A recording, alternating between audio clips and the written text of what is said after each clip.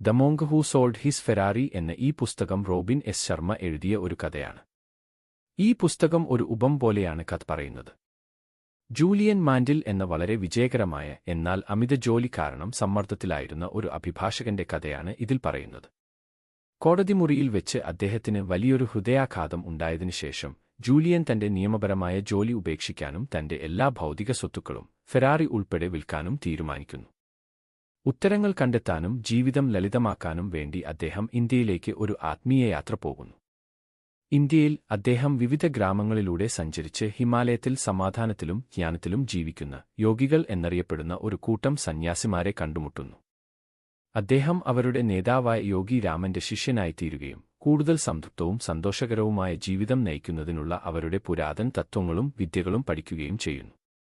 Julian പടിഞ്ഞാറൻ ലോകത്തേക്ക് തിരിച്ചു വരികയും സന്യാസിമാരിൽ നിന്ന് പഠിച്ച 7 ഗുണങ്ങൾ ഒരു ഉപമയിലൂടെ പങ്കുവയ്ക്കുകയും ചെയ്യുന്നു. ഈ ഗുണങ്ങളെ ഒരു മനോഹരമായ പൂന്തോട്ടം, നിങ്ങളുടെ മനസ്സിനെ നിയന്ത്രിക്കുക, ഒരു വിളക്കുമാടം, നിങ്ങളുടെ ലക്ഷ്യം പിന്തുടരുക, ഒരു സുമോ ഗുസ്തിക്കാരൻ, നിരന്തരമായ സ്വയം മെച്ചപ്പെടുത്തൽ പരിശീലിക്കുക, ഒരു പിങ്ക് വയർ കേബിൾ, സ്വയം അച്ചടക്കത്തോടെ ജീവിക്കുക, ഒരു സ്വർണ്ണ സ്റ്റോപ്പ് വാച്ച്, നിങ്ങളുടെ സമയത്തിന് വില നൽകുക, വജ്രപാത, മറ്റുള്ളവരെ സേവിക്കുക എന്നിങ്ങനെയുള്ള പ്രതീകങ്ങളിലൂടെയാണ് അദ്ദേഹം വിവരിക്കുന്നത്. ഇത് ആളുകൾക്ക് ആന്തരിക സമാധാനവും സന്തോഷവും ജീവിതലക്ഷ്യവും നേടാൻ സഹായിക്കുന്നു. കഥയുടെ കഥാനായകൻ ജൂലിയന്റെ മാറ്റത്തിൽ പ്രചോദിതനാവുകയും ഈ പാഠങ്ങൾ സ്വന്തം ജീവിതത്തിൽ പ്രാവർത്തികമാക്കാൻ തീരുമാനിക്കുകയും ചെയ്യുന്നു.